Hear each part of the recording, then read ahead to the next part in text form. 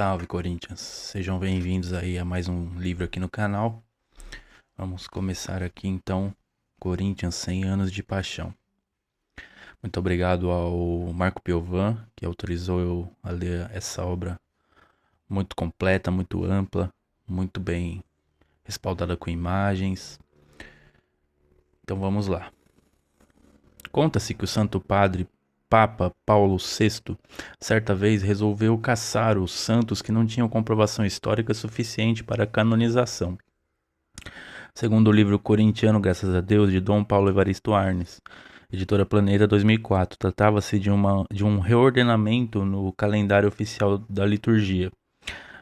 Tal reordenamento exclui do rol os nomes de santos celebrados só em algumas regiões, e não no mundo todo. São Jorge havia sido excluído do catálogo. Vivendo em São Paulo, o cardeal da Igreja Católica Dom Paulo Evaristo Arnes, fiel a Deus e ao Corinthians, foi a favor do povo contra uma das cassações, e chegou mesmo a levar o clamor popular contra a cassação para o Papa. Santo Padre, nosso povo não está entendendo direito a questão. São Jorge é muito popular no Brasil, sobretudo entre a imensa torcida do Corinthians, o clube de futebol mais popular de São Paulo. O Papa Paulo VI, entendendo o problema, respondeu: não podemos prejudicar nem a Inglaterra nem o Corinthians. Corintiano, graças a Deus, editora Planeta 2004. Talvez seja essa a prova de que Deus é mesmo brasileiro, e pelo acontecido é bem provável que seja corintiano. Em algumas publicações, a palavra corintiano traz a grafia sem H. Há um movimento para usar o H em prol das raízes, da memória, movimento para a preservação da memória do Corinthians, www.memoriacorintiana.com.br. Mesmo que o corintiano sem H tenha virado domínio público, vamos usar o corintiano com H em toda publicação. Só manteremos sem H quando tratar-se de citações de outras fontes ou nomes de obras já publicadas. Salve São Jorge, salve o Corinthians.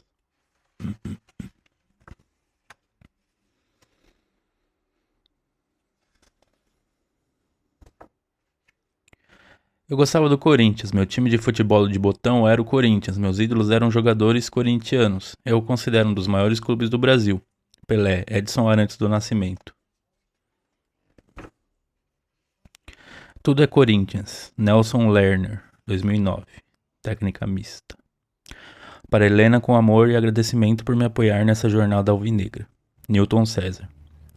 Em especial dedicou ao meu pai, que me concebeu corintiano. Para minha mãe, que se descobriu corintiana em 13 de outubro de 1977. Para Valéria, que até me conhecer não admirava o futebol, mas num domingo de inverno, ao pisar no Pacaembu, se apaixonou pelo timão.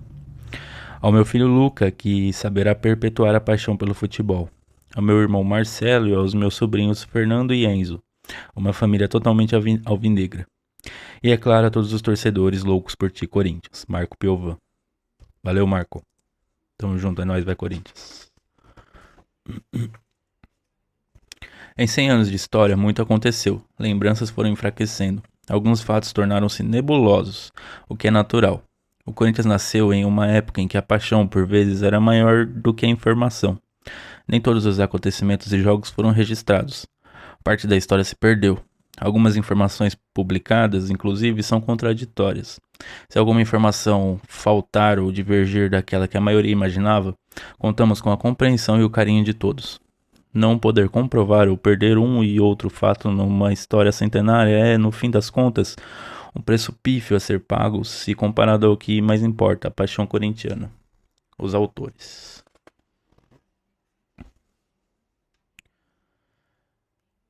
Bom, fiel, não vou perder tempo com isso.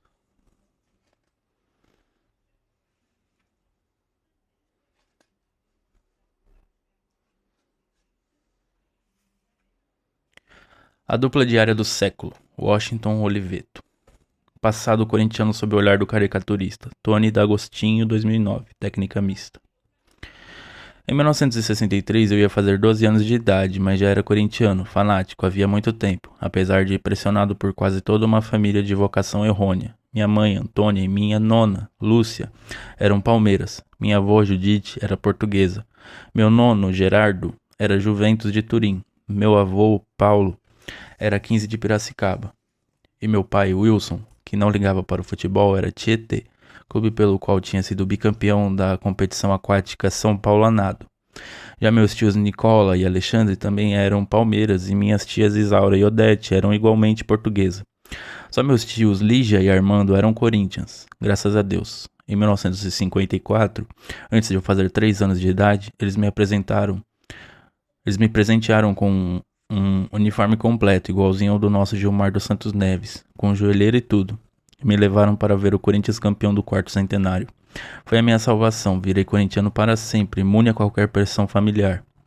Mas voltando a 1963, naquela época, as tão desejadas férias de julho e dezembro eram passadas pela minha família sempre na Vila Mirim, vilarejo praiano no litoral sul de São Paulo, reduto da classe média bem média dos anos 60.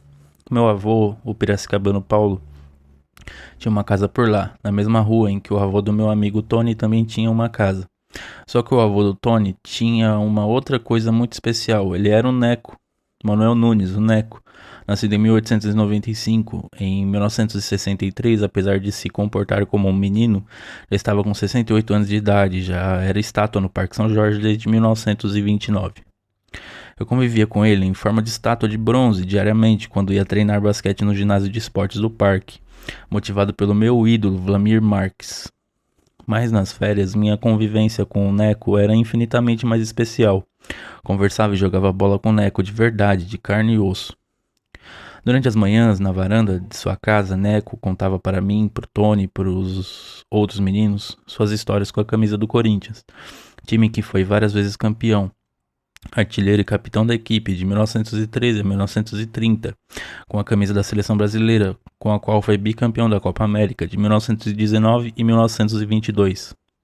Neco dizia-se nos jogos do Corinthians algumas vezes ele tinha que tirar a cinta do calção, naquela época os calções tinham cinta, e dar umas cintadas nos companheiros de time que não estavam correndo para valer. E explicava que na seleção, formando a famosíssima dupla diária com Arthur Friedenreich, o combinado era que ele faria os lançamentos e Friedenreich as finalizações. Mas mesmo assim, na Copa América de 1919, os dois acabaram sendo artilheiros da competição. Nos finais de tarde, seu Neco ia para a praia jogar bola com a gente, e foi nesses finais de tarde que eu formei com ele a dupla diária do século. Num trabalho mais bem feito do que na dupla Neco e Friedenreich da seleção, na dupla Neco e Washington do Corinthians, Neco realmente só lançava e Washington só finalizava. Assim, eu me transformei num grande artilheiro sem nunca ter me sentido um Friedenreich, até porque ele tinha ido jogar no Paulistano e perigava ter virado São Paulino. Preferia me sentir o Neide Oliveira, considerado o novo Pelé, daquele momento que anos depois seria pai do corintianíssimo Diney. Formar a dupla diária do século com o Neco foi um privilégio que na minha infância, na minha imaginação, só eu tive. Mas, na verdade, todos os corintianos têm esse mesmo privilégio quando se sentem jogando junto com seus ídolos, nesse Corinthians campeão dos campeões, o campeão dos centenários. Washington Oliveto foi eleito publicitário do século do Brasil e da América Ibérica, mas prefere ser visto apenas como mais um dos milhões de corintianos do século.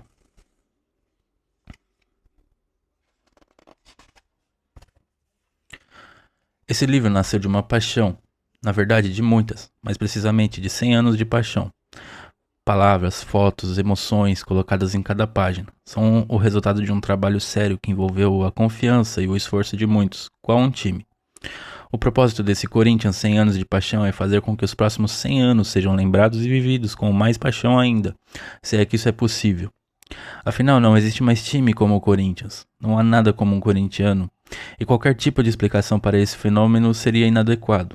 O Corinthians está na pele. O que tivemos a pretensão de fazer foi transformar a pele em páginas. O Corinthians é o retrato da alma de 34 milhões de torcedores. Relatório de sustentabilidade do Corinthians de 2008. É claro que não seria possível revelar o retrato de cada um não seria possível revelar o retrato que cada um tem do clube. Por isso mesmo usamos a história do torcedor Washington Oliveto. Temos certeza de que a história dele, que é parte da história do Corinthians, também representa parte da sua. Em 1910 a paixão começou, para o alívio de milhões de pessoas. Naquele ano, o cometa Halley não caiu em nosso planeta como era previsto. Mas, para o delírio de muitos, um outro cometa surgiu e mudou a história para sempre. Nasceu o Esporte Clube Corinthians Paulista. Curtiu, fiel? Se inscreve, ativa o sininho, comenta, compartilha com quem você acha que vai gostar do assunto. Tô sempre trazendo aqui um capítulo novo da nossa história. E vou ver se eu consigo lançar 3 vídeos por dia para que a gente consiga acompanhar esse livro mais de perto. Certo? Muito obrigado aí por estar prestigiando o canal. É nóis e vai Corinthians.